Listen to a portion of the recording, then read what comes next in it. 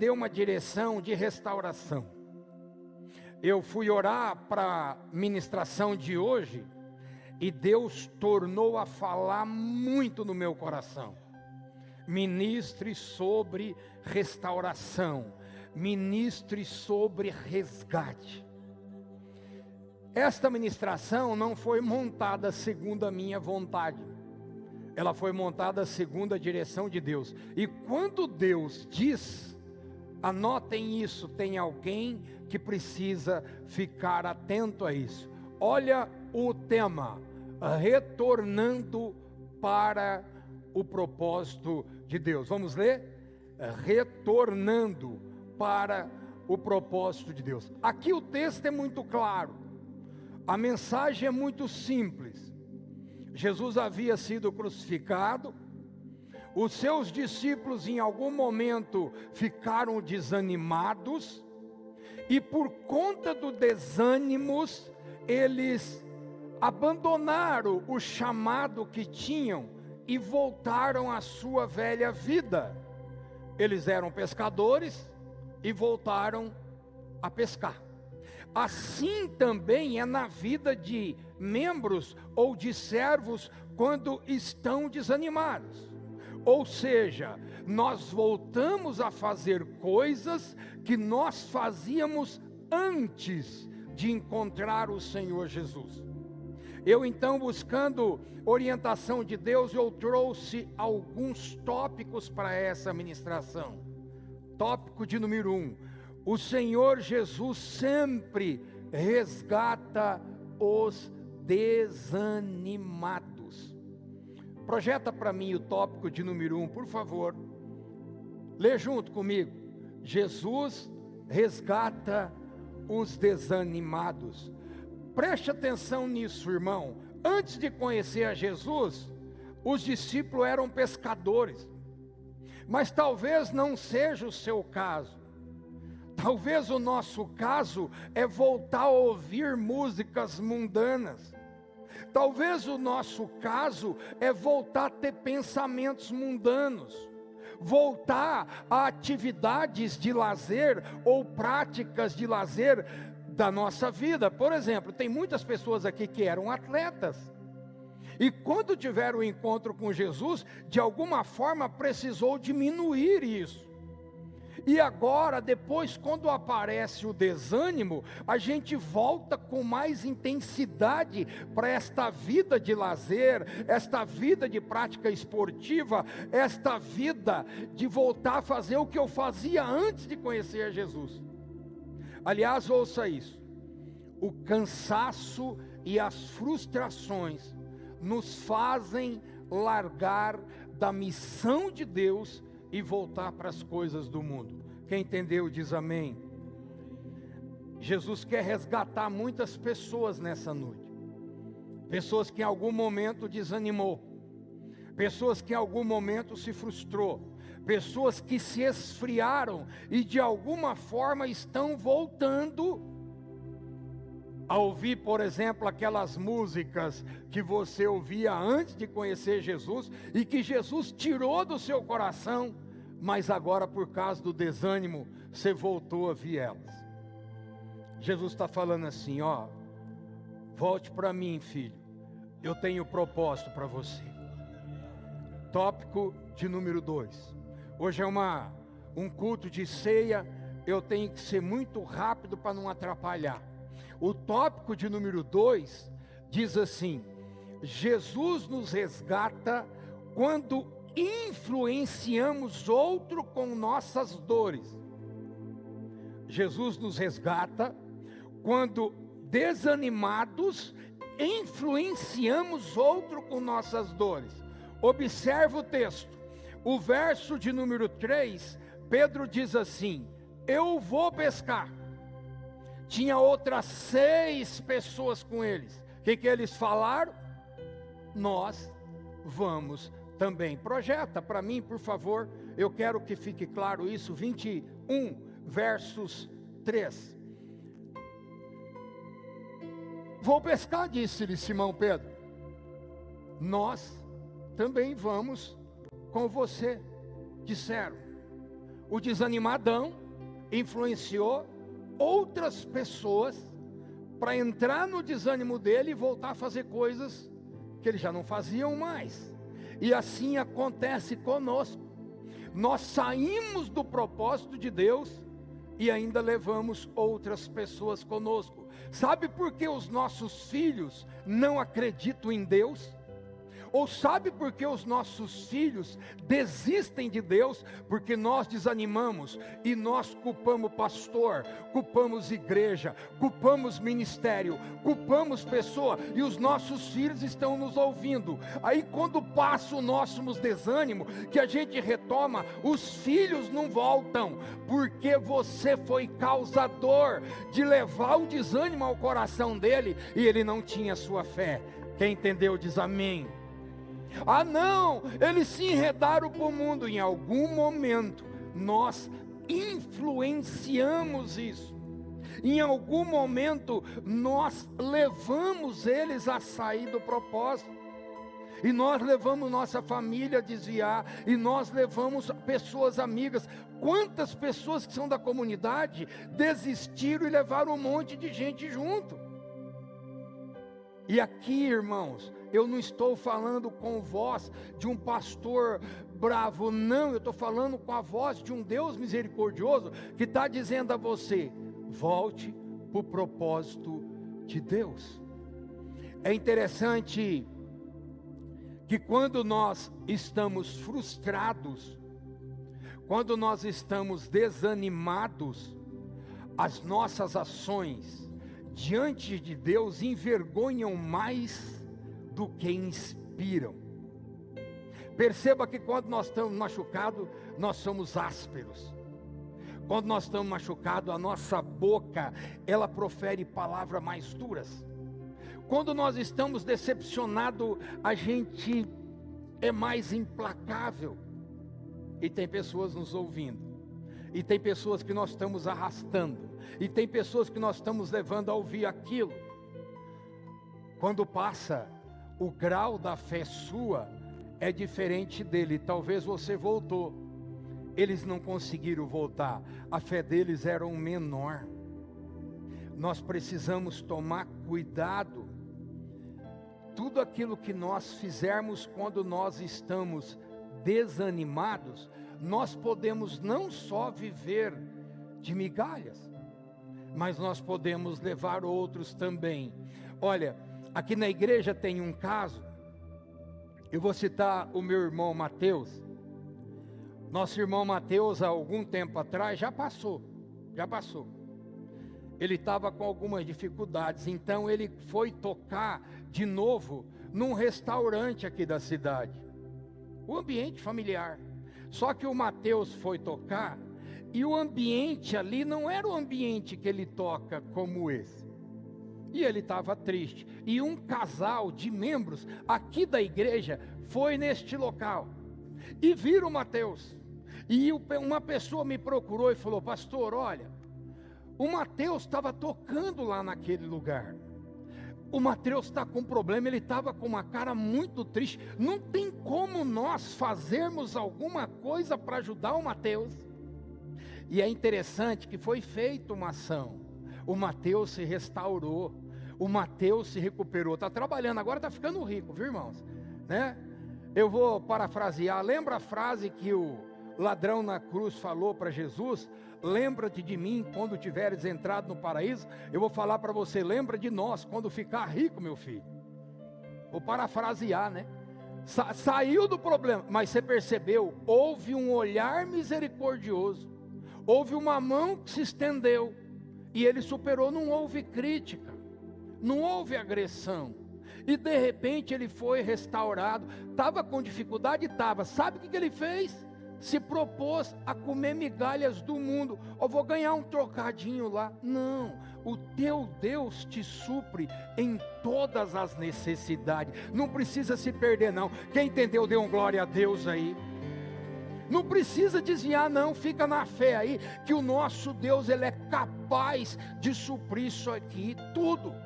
Irmãos, Deus está nos chamando, e nós precisamos tomar cuidado para não usar os nossos talentos para aquilo que eu quero e não para o que Deus quer. Os teus talentos maravilhosos não serão usados para aquilo que você quer, mas para aquilo que Deus chamou você no seu propósito. O seu também, fala para quem está do seu lado, os seus talentos é para usar para a glória de Deus. Ah, tem muito talento aqui? Tem. O teu talento não foi feito para ganhar dinheiro. O nosso talento não foi feito para ganhar dinheiro. O nosso talento foi feito para ganhar almas para o reino de Deus. Dê um glória a Deus aí, dê uma salva de palmas ao Senhor Jesus. Aqui nós falamos de dízimo. O Pedro até fala muito. A gente fica até preocupado quando ele fala muito. Nós gostamos de falar muito pouco de dinheiro, de dízimo. Por quê? Porque a nossa preocupação maior, é bem verdade que dízimo é necessário, por isso que nós temos que falar, mas o tempo maior é para a mensagem. Deus está chamando esta igreja para ganhar almas. Amém, irmãos? Tópico de número 3. Jesus, ele nos restaura quando não temos mais o que dá para as pessoas. Lá no versículo 5, Jesus pergunta assim: filhos, você tem algo para comer? Eles disseram: não. Talvez o seu vizinho te procure e fale assim: você tem uma palavra de Deus aí para mim? Você tem algo de Deus aí para mim? E quando nós estamos fora do propósito, a gente diz não. Existe quinta-feiras, e no culto de quinta a gente ora pelas pessoas, que quando a gente chama para orar, tem 2 ou 3 do ministério, ninguém mais tem coragem de orar, porque está todo ali com problema, e quando nós estamos fora do propósito, a gente tem medo até de orar pelas pessoas. Então também o nosso Deus, ele nos restaura quando nós não temos mais o que dar para as pessoas. Sabe o que Deus está te chamando nessa noite? Ele está te devolvendo unção, Ele está te devolvendo graça, porque Ele precisa de você onde você estiver, porque você precisa alimentar outras pessoas. E nós precisamos entender que nós não estamos aqui para dar para as pessoas ritual, nem religião. Nós temos que ter presença do Senhor Jesus. Você é templo do Espírito Santo de Deus. Você é templo, você foi chamado para levar a presença de Deus, e Deus então está restaurando. Mas pastor, olha, eu estou em pecado. Os teus pecados já foram pagos na cruz do Calvário. O grande problema nosso não são os nossos pecados, são os nossos maus pensamentos, porque a gente erra e continua pensando que vai errar e erra de novo. A gente erra, pede perdão, mas continua desejando errar de novo. O nosso problema não é o pecado que aconteceu, é o pecado que eu estou planejando para acontecer.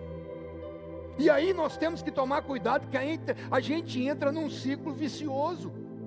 Então Deus está dizendo nessa noite: olha, você precisa levar a minha presença. Quando olharem para você, precisam ver o Senhor Jesus. Então Deus restaura nessa noite todas as pessoas que não tinham mais nada o que dar. Tópico de número 4.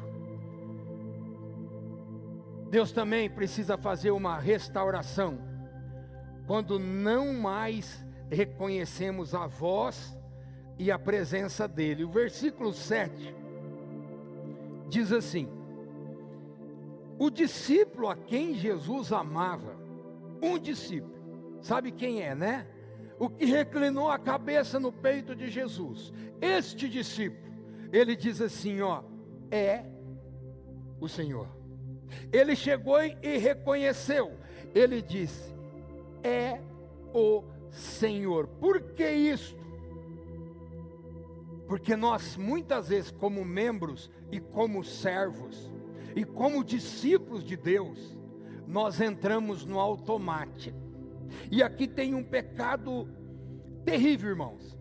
A gente começa a viver num jeito que a gente já não ouve mais a voz. a gente não identifica, a gente não sabe o que é de Deus ou não. A gente vem cantar no automático, vem pregar no automático, vem tocar no automático, não, nós temos que tomar cuidado. Nós precisamos ficar atento para discernirmos a voz dele. E é interessante que tinha 7 ali, tá bom? Quando você pega o texto que nós lemos e você faz a conta 7, de 7, um discerniu, é o Senhor. Os outros 6 estavam aqui, mortos espiritualmente. O desânimo leva a isso. Aliás, eu vou fazer uma pergunta. Qual foi a última vez que você ouviu Jesus? Qual foi a última vez? Nós temos ouvido muitas vozes nos últimos tempos.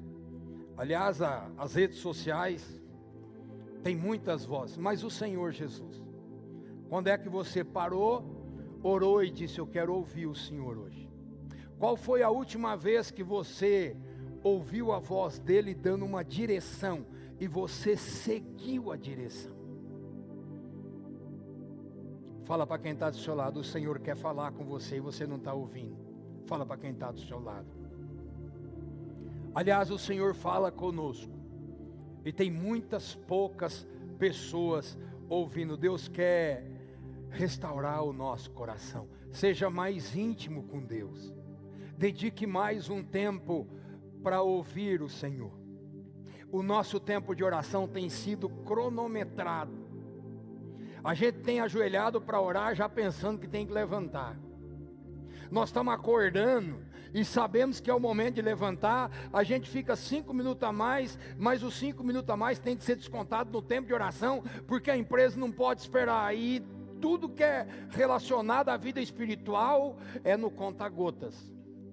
Ei, Deus tem fonte de águas vivas, não é conta-gota não, irmãos. Aliás, uma das coisas que nós precisamos fazer nesta igreja é aprender a ouvir mais, porque quando você não ouve Deus, quando você não ouve o Senhor Jesus, quando você não ouve o Espírito Santo, nós erramos muito mais. Tópico de número 5, eu tenho 10 minutos e eu vou focar mais aqui. Deus, Ele restaura a sua fé por você querer andar sozinho. Quem aqui tem mais de 10 anos de caminhada? Levanta a mão. 10 anos de conversão. Beleza. Quem aqui tem mais de 15 anos? Levanta a mão. Diminuiu. Quem tem mais de 25? Poucas pessoas. Lembra que quando nós começamos, nós éramos totalmente dependentes de Deus. Lembra no começo da sua caminhada, o tempo que você se dedicava para a vida de oração? Lembra no começo da caminhada, quantas horas você se dedicava para ouvir e para ler a palavra de Deus? Lembra no começo da caminhada, quanto você se aplicava nesses trabalhos espirituais? Oração, jejum, oração no monte, leitura na Bíblia. Lembra? Sabe qual que é o problema nosso? Depois de um tempo nós estamos querendo andar sozinhos.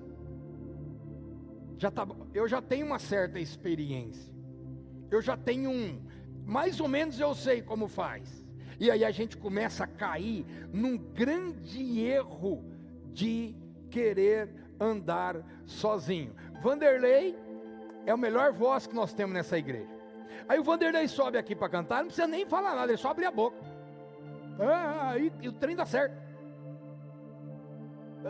É muito fácil, ele tem um dom maravilhoso, mas será que ele perguntou para Jesus as canções que ele deveria cantar? Ou ele cantou as canções que ele gostava? E se ele escolheu só a que eles gostam, ou que o ministério gosta, poucas pessoas serão tocadas. Mas se ele ouvir o Senhor, e o Senhor der uma direção, muitas pessoas serão tocadas. E assim vale para todo mundo. Vale para o músico, vale para o pregador, vale para quem faz oração, vale para os intercessores. Eu tenho sempre falado para os intercessores: vai orar para alguém ou para a libertação? Pergunta em que área que você tem que orar. Por quê? Porque senão você às vezes não está tão sintonizado no Espírito Santo, e você começa a ir para o lado esquerdo e precisava ir para o direito. Então pelo menos pergunta, porque a pessoa vai falar: olha, eu tenho que orar em tal área, e aí nós erramos menos. Mas uma coisa é certa: nós estamos caminhando muitas vezes espiritualmente sozinhos, porque nós dedicamos bem menos tempo do que nós dedicávamos anteriormente. Quem se identifica com isso, dê um glória a Deus aí. Então agora pede misericórdia, fala: misericórdia. Irmãos, ouça isso. Sabe por que Deus permite nossas frustrações? Escutem isso. Nós pregamos sobre frustrações quinta. Sabe por que Deus permite? Para mostrar para nós assim, ó: sem mim, Jesus disse, nada podeis fazer. Quando você vê na Bíblia a parábola e a história da videira, né? Parábola não, o conto da videira, e Jesus fala: se os ramos não tiver ligado em mim, nada vai funcionar. Nós temos que tomar cuidado com esta bendita tentação, para não falar uma palavra mais grosseira, de querer fazer as coisas sozinhos. Por isso que de vez em quando vem as frustrações. Por isso que de vez em quando você tem problema. Por isso que de vez em quando você não concorda. Por isso que de vez em quando você frustra. Deus está dizendo assim: pare, repense e busque, volte para o lugar certo, porque sem mim nós não podemos fazer nada, diz o Senhor Jesus. E nós temos que entender, irmãos, que o mesmo Senhor que faz com que nós tenhamos as frustrações, é o Senhor que visita e fala: eu estou contigo, e eu escolhi você, e você tem um propósito nesse lugar. Irmão, sabe uma coisa que é maravilhosa no reino de Deus? O pai dá o puxão de orelha. Eu usei o testemunho de Mateus. O pai dá o puxão de orelha, mas o pai acolhe, ama e traz de volta para o propósito dele. Sabe qual é a coisa mais triste, irmãos, na vida espiritual? Nós sairmos do propósito e acharmos que nós estamos certos. Eu tenho 31 anos de caminhada. Eu tenho 62 anos de idade. Eu não tenho mais o que fazer nessa vida. Eu só tenho uma coisa para fazer: continuar andando no propósito de Deus. Eu não quero mais ser rico, não vou ser mais atleta, não vou fazer muito mais coisas a não ser continuar vivendo dentro do propósito. E eu nem quero sair disso. Por quê, pastor? Porque se sair, o puxão de orelha vem. Deus é pai e Deus corrige. Fala para quem está do teu lado: você está precisando levar uns puxão de orelha aí. Fala: está precisando levar um puxão de orelha. Eu vou encerrar, que tem mais 4 minutos. E eu não vou entrar na passagem que Jesus fala com Pedro. Todo mundo sabe que Pedro errou, Pedro negou 3 vezes. Então Jesus repete a 3ª vez para Pedro: tu me ama? Todo mundo sabe, mas vem uma pergunta de Jesus para nós nessa noite, para mim encerrar a ministração: tu me amas? Se você me ama, continua cuidando dos meus cordeiros. Você ama o Senhor Jesus? Amo. Continua cuidando dos cordeiros. Eu vou acrescentar uma coisa que Deus não me falou, mas eu penso assim: se você não estiver bem nesse lugar, vá para outro, mas não deixe de servir o Senhor Jesus por conta que você saiu do propósito. Pastor, por que tem tantas igrejas? Para que amanhã, quando você chegar no céu, diante de Jesus, você não tem desculpa. Aí eu não gostava daquela porque não canta, aquela canta. Aí eu não gostava daquela porque ela era muito quietinha, aquela outra é mais animada. Aí eu não gostava daquela porque ela gritava muito, aquela outra é mais silenciosa. Não tem desculpa, tem igreja para todos os gostos. O que não pode é ficar fora do propósito de Deus. Você me amas? O Senhor Jesus pergunta para Pedro: tu me amas, Pedro? Então, Pedro, tem tantos filhos aqui, que precisam ser apacentados, precisam ser cuidados. Cuida dos meus filhos. Sabe uma coisa que eu aprendo nesses 31 anos de caminhada?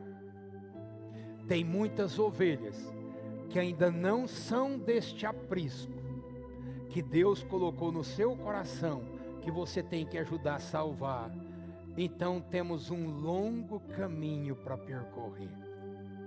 Feche os seus olhos, sentado mesmo, enquanto o ministério sobe aqui para cima, sentado. Eu não sei onde foi a causa do teu desânimo. Eu não sei se foi um irmão, se foi o ministério, se foi o pastor, se foi a placa, eu não sei.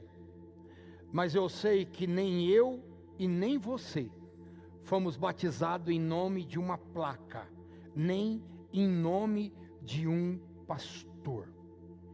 Nós fomos batizados no nome do autor e consumador de nossa fé, que é Cristo Jesus. E é lá nele que os nossos olhos devem estar.